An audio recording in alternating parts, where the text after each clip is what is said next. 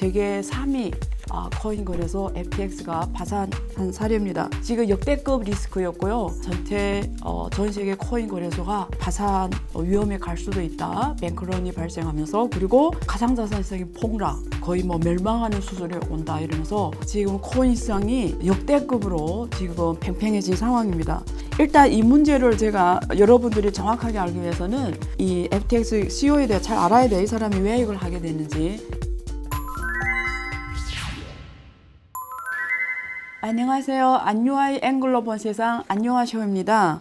연말 최대 변수 중 하나인 미 연준이 금리 결정 경로에 대해서 지금 시장에서는 굉장히 좋게 예측하고 있어요. 그동안 자이언트 스텝을 해오다가 빅 스텝 혹은 베이비 스텝으로도 갈 수 있다는 이런 조짐을 지금 예상하고 있으면서 주식시장에는 훈풍이 불고 있습니다. 그래서 조금 숨 트일 것 같은데요. 사실 오늘의 가장 큰 개인적으로 집중해야 될 주제는 여기 세계 3위 코인 거래소 FTX가 파산한 사례입니다. 지금 역대급 리스크였고요. 잘못하면 전 세계 코인 거래소가 다 지금 파산 위험에 갈 수도 있다. 뱅크런이 발생하면서, 그리고 가상자산 시장이 폭락 혹은 거의 멸망하는 수준에 온다 이러면서 지금 코인 시장이 역대급으로 지금 팽팽해진 상황입니다. 제가 오늘 이 자리를 빌어서 확실하게 이 코인 거래소에 대해서 정리해 드리겠습니다. 뉴스 하나가 있습니다. 이걸 언급하면서 제가 말씀드리겠는데요. FTX 가장 큰 거래소 중에 하나입니다. 이미 파산 신청을 했습니다. 여기 CEO였던 샘 뱅크먼 프리드는 이미 사임을 했고요. 지금 회생 절차에 들어가고 있습니다. 부채가 66조 원에 달하고 여기 피해자가 지금 10만 명이 넘는 걸로 나오고 있습니다. 근데 놀라운 거는 일주일 전만 해도 가장 주목받던, 가장 신뢰가 있던 거래소라는 사실입니다. 근데 일주일 사이에 급격하게 이런 일이 이루어졌고요. 지금 다른 거래소들도 떨고 있습니다. 왜냐면 이게 시장 공포로 갔기 때문에 다른 거래소에 예치했던 이 고객 자금들을 고객도 이제 불안하니까 다 빼려고 하거든요. 그러면 이런 문제가 없는 건전한 거래소도 만약 고객 예치금을 다 빼게 되면 지금 유동성 위기에 처하게 됩니다. 지금 FTX가 유동성 위기에 처한 거예요. 그래서 앞으로 어떻게 전개될지 제가 먼저 거래소가 어떻게 운영이 됐는지 이걸 중심으로 정리하면서 여러분들이 한번 정리를 해보세요. 내가 지금 거래하고 있는 거래소에 내 자산은 안전한지. 일단 이 문제를 제가 여러분들이 정확하게 알기 위해서는 이 FTX CEO에 대해 잘 알아야 돼. 이 사람이 왜 이걸 하게 됐는지. 이 사람이 어떤 사람이냐면 부모가 스탠포드 대학교 교수입니다. 출신이 굉장히 엘리트 집에서 태어났어요. 대학은 반대쪽에 있는 MIT로 갑니다. 물리학과 갑니다. 물리학과 가는데 이 친구는 물리에는 크게 관심이 없었던 것 같아요. 그래서 졸업하고 어디로 가냐면 월가에 있는 파생상품 회사에 갑니다. 우리가 퀀텀 투자라고 하거든요. 회사 이름이 제인 스트레이트입니다. 거기 퀀텀 투자 회사에 들어가요. 여기 들어가서 이 친구가 파생상품 거래 쪽에 관심을 갖고 2017년에 창업합니다. 2017년에 알라마다 리서치라는 이 회사를 차리는데요. 이 회사를 차려서 뭐 하냐면 파생상품 거래하는 퀀텀 투자하는 회사예요. 그래서 퀀텀 투자하는 회사인데 주로 주식이나 채권 이런 전통자산이 아니라 가상자산의 파생 거래를 하는 이 회사입니다. 그래서 여기서 2017년에 이 회사를 차려서 하다가 2018년에 홍콩으로 갑니다. 홍콩에 가서 그 웨이워크 공유 오피스에 거기서 본격적으로 알라메다 리서치 이 퀀텀 투자를 하다가 누구를 만났냐면 바이낸스 창업자를 만나죠. 저 장폰 그 사람 만나는데요. 그 사람 만나서 굉장히 둘이 친해져요. 나이 차는 굉장히 많았어요. 근데 굉장히 왜 친해졌냐면 당시에는 홍콩이 미국보다 훨씬 가상자산에 대한 제도가 굉장히 자유롭게 돼 있어서 그 홍콩에는 이쪽에 천재들이 많이 모여져 있었어요. 그래서 둘이 나이 차는 있었지만 생각이나 이런 또 샘 뱅크먼 프리드가 굉장히 똑똑했기 때문에 또 굉장히 좋아해줬고, 그래서 여기서 그 바이낸스 거래소에 대해서 샘 뱅크먼 프리드니 경험을 하게 됩니다. 근데 봤더니 이 비즈니스 업무가 너무 좋은 거예요. 그러니까 다른 사람들은 자기를 포함해서 막 샀다 팔았다 하면서 이게 리스크를 테이킹하면서 돈을 겨우 버는데 이 거래소 비즈니스라는 건 앉아서 그냥 버는 거예요. 그래서 이 비즈니스가 너무 좋아서 이걸 해야 되겠다라고 이때 이 샘 뱅크먼 프리든이 생각합니다. 그래서 거래소를 하기 시작을 하는데요. 거기에서 만든 게 FTX입니다. 근데 이 FTX 거래소가 바이낸스나 이런 거래소하고 어떻게 차이가 나냐면 첫째, 굉장히 쉽게 만들었어요. 아무리 초벌해도 들어가서 쉽게 계산을 개설하고 또 거래라든가 이런 것들이 쉽게 이루어지고 이렇게 되게 편안하게 일단 만들었다는 게 첫 번째 특징이고요. 두 번째는 파생 상품 거래가 잘 돼 있어요. 그래서 여러분들이 혹시 금융에 대해서 제대로 공부해 보겠다 하면 이 FTX 비즈니스 모델을 연구하면 금융 제국을 이해할 수가 있습니다. 왜냐면 결국 이 쌤이 한 게 뭐냐면 우리가 주식, 채권, 파생상품 주식의 전통 금융 산업을 가상자산에 그대로 옮겨서 한 거예요. 우리가 주식이었다면 여기는 가상자산을 중심으로 현실 세계에서 우리가 접하는 증권, 보험, 은행 업무를 이 FTX라는 이 거래소 기반으로 해서 만들어 놓은 거예요. 그래서 이게 FTX 거래소 관련 이 회사가 이게 포천에서 말한 통계에 하면 200개 넘는 회사가 있거든요. 관련 회사가. 그 200개 넘는 회사가 왜 만들어졌냐. 그래서 거기 출자 구조를 보면요. 굉장히 개미줄처럼 복잡해요. 여기서 출자하고 저기서 출자, 상호 출자해서 그림을 그리면 완전 지도보다 더 복잡합니다. 근데 앞에서 말한 것처럼 이 거래소의 특징은 파생상품 서비스를 가장 잘해줘서 근데 파생상품 거래는 주로 개인이 하는 게 아니에요. 주로 누가 하냐면 기관 투자가들이 합니다. 그래서 이 FTX 거래에 대해서 기관 투자가를 가장 좋아하게 됐어요. 그래서 바이낸스 창업자는 1위가 바이낸스인데 그 월가에 있는 금융가 친구들은 이 FTX를 굉장히 높게 평가하고 좋아하는 거예요. 그 중에 가장 유명한 월가 헤지펀드가 블랙스톤입니다. 블랙스톤의 그 CEO와 그 임원은 샘 뱅크먼은 막 게임하면서 화상 회의를 하는데 그 블랙스톤은 어떻게 평가했냐면 샘 브리더먼을 세상에서 가장 똑똑한 친구고 10점 만점에 10점을 준다. 너무 좋아했어요. 그래서 이 블랙스톤이 엄청나게 투자를 합니다. 근데 이 월가는 결국 어떻게 돌아가냐면요. 우리 월가에 가보면요. 좋은 딜은 쟤네끼리 해요. 이거 클럽 딜이라고 하거든요. 그러니까 예를 들면 블랙스톤에 이 정도의 레퓨테이션이 있는 헤지펀드가 들어오면 그 주변에 그 애들 다 같이 들어와요. 저기 뭔가 있다 이렇게 생각하는 거죠. 그래서 명성이 있는 헤지펀드 들어오면 다른 돈을 유치하기가 되게 쉬워져요. 첫째. 그 다음에 우리가 샘 뱅크먼의 출신을 아까 제가 말했잖아요. 이제 가족도 중요해요. 가문 출신도 중요한데 어머니는 힐러리의 변호사였어요. 그리고 이 MIT 다닐 때 이 샘 뱅크먼의 그 지도 교수로 있는 이름이 게리 겐슬러인데요. 이 사람이 현재 미국 증권위원회 위원장입니다. 근데 당시에 이 샘 뱅크먼이 지도 교수였어요. 그리고 이 게리 겐슬러의 위에 상관이 당시 MIT에 상관이 있습니다. 그 상관이 이름이 글린 앨리슨이라는 이분이신데 이분이 MIT 교수예요. 근데 이분이 딸이 누구냐면 지금 이번에 알라메디 리서치의 이 CEO를 했던 여자예요. 이 딸입니다. 그래서 샘 뱅크먼이 이 알라디 리서치 CEO로 이 집 딸을 임명합니다. 전 여자친구였기도 하고. 그럼 여기서 지금 두 명이 중요한 인물이 나오는데 게리 겐슬러하고 글린 앨리슨이라는 이 두 사람이 월가의 입지를 보죠. 하나는 증권위원회 위원장. 그렇죠?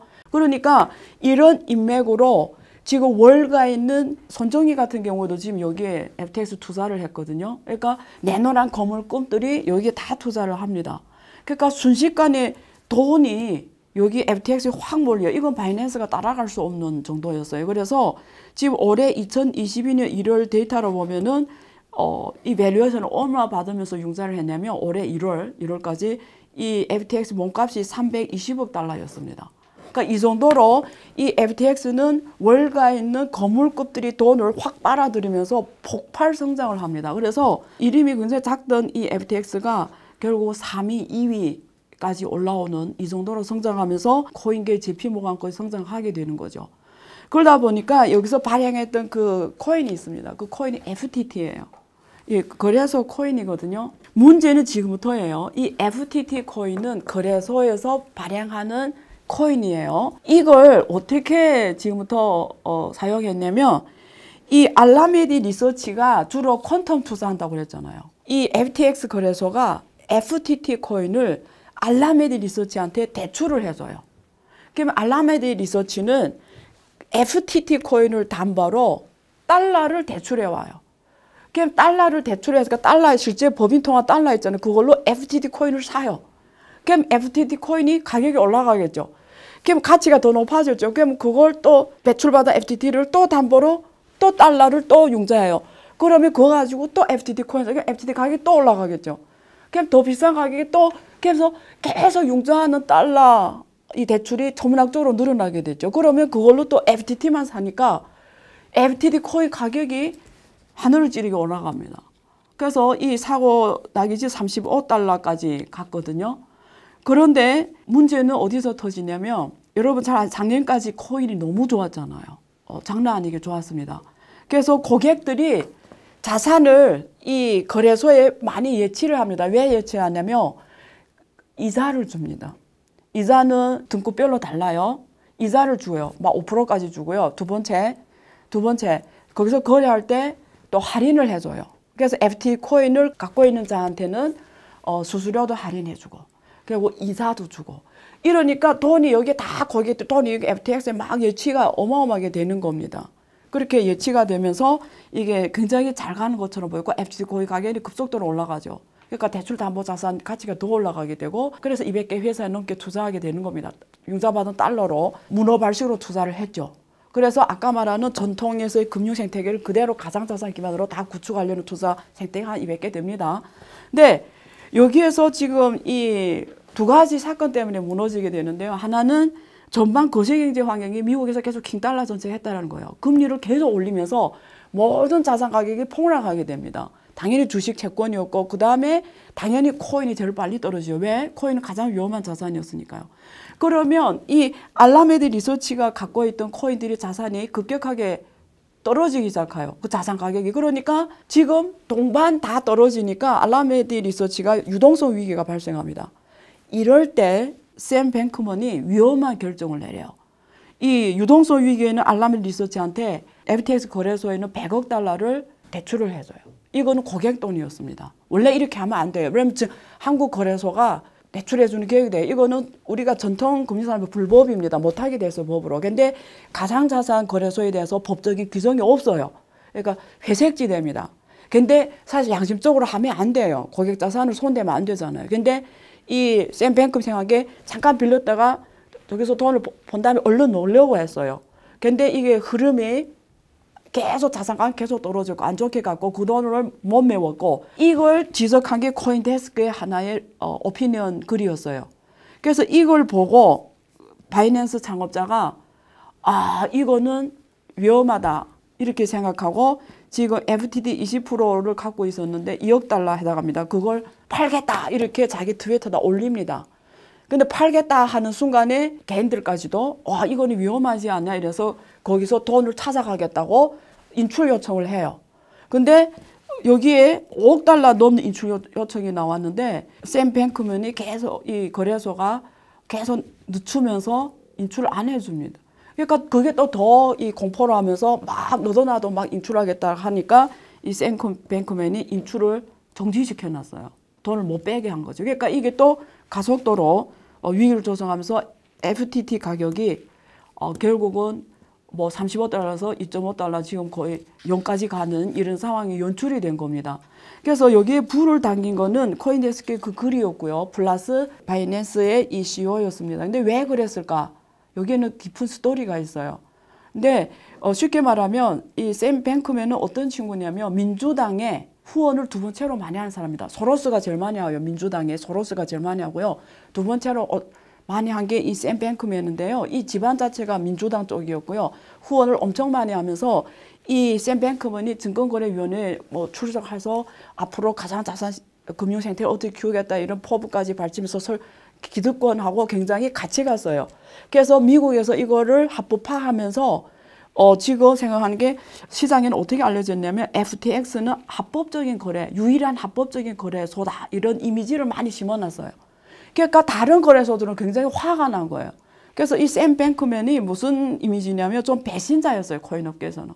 그래서 왜냐면 이게 민주당 쪽은 앞으로 디지털 화폐 중심으로 가상자산을 끌고 가려고 해요.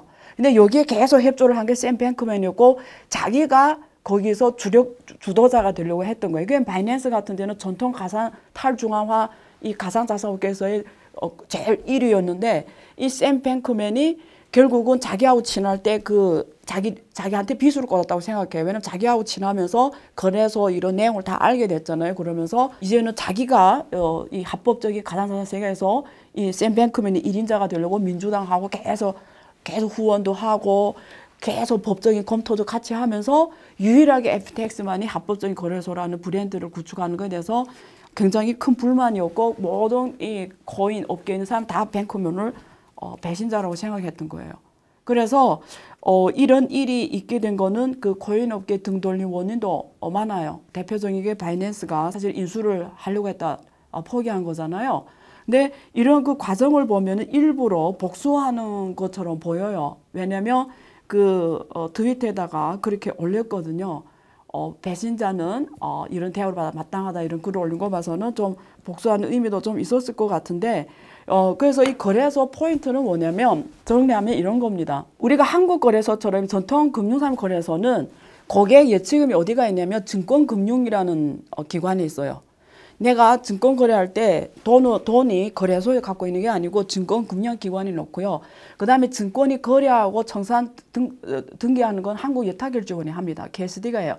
그래서 거래소는 말 그대로 거래만 합니다. 그래서 이 전통 금융의 거래는 권한을 다 분산시켜내서 서로 견제하게 돼 있어요. 그러니까 누가 돈을 갖고 튀지 못합니다.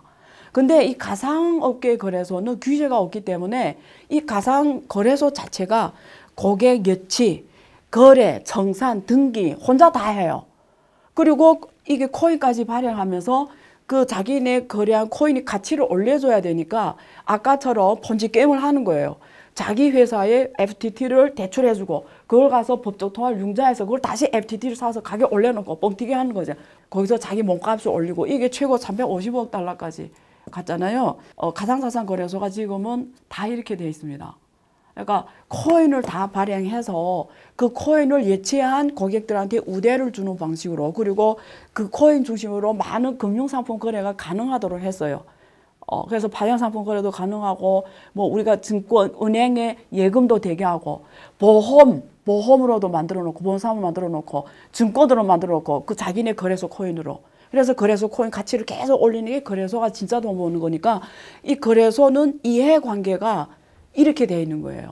가상자산 거래소 이 구조를 알게 되면 우리가 거래소를 선택할 때 코인 있는 거래소를 선택하는 자체가 굉장히 위험합니다. 사실은 여러분들이 혹시 이게 비트코인이나 이더리움 이거 블록체인 배우잖아요. 거래소가 필요 없어요. 거래소에서 안 해도 돼요. 거래소는 가짜 거래를 해주는 곳이에요. 이 가짜라면 오해를 할 수 있어요. 진짜 뭐 가짜 아니고, 원래는 제대로 비트코인을 거래하려면 진짜 비트코인이 왔다 갔다 해야 돼요. 그러면 제 안유화가 장씨한테 제 비트코인을 팔 수도 있고, 장씨가 내 거 사가고, 혹은 장씨 내가 살 수도 있고, 이거 직접 거래, P2P 거래의 핵심이. 근데 거래소를 통하게 되면 어떻게 되는지 알아요? 이 거래소라는 거는 진짜 비트코인이 왔다 갔다 하는 게 아니고, 이 거래소에 장씨 계좌도 있고 내 계좌도 있어서 거기서 문서로만 왔다 갔다 해요. 실제 비트코인은 왔다 갔다 안 해요. 그래서 비트코인은 언제 진짜 왔다 갔다 하냐? 내가 이 거래소에서 비트코인을 진짜 달라고 할 때 비트코인은 그때 가서 비트코인을 사서 나한테 주는 거예요. 그러니까 거래소는 진짜 가상자산 거래를 하는 게 아니라 장부에서만 우리 사람들이 거래를 거기다 장부로만 거래하기 때문에 이런 일이 발생하는 겁니다. 근데 여러분이 이 기술을 알고 직접 거래할 수 있으면 거래소 필요 없어요. 원래는 비트코인이 거래소 없이려고 탈중앙화 하려고 비트코인이 만들어진 건데, 현실에서는 거래소가 중앙집중 거래를 하게 된 겁니다. 그러다 보니까 이게 제도 안 되니까 이게 도덕적 해이가 생기면서 이런 일이 터진 겁니다. 그러니까 모든 거래할 때는 알고 해야 돼요. 모르면 당합니다. FTX 거래소를 사례로 가상자산 거래소에 정리해야 되는데요. 오늘을 계기로 여러분들이 진짜 가상자산에 대해서 공부하는 시간이 됐으면 좋겠고요. 그래서 가상자산은 진짜 이제는 희망이 없냐, 이렇게 생각하는 분들인데요. 이거는 다음 시간에 또 기회 있을 때 제가 안유화소에서 정리해 드리도록 하겠습니다. 1부에서는 여기까지 하고요. 2부에서 잠시 후 뵙겠습니다.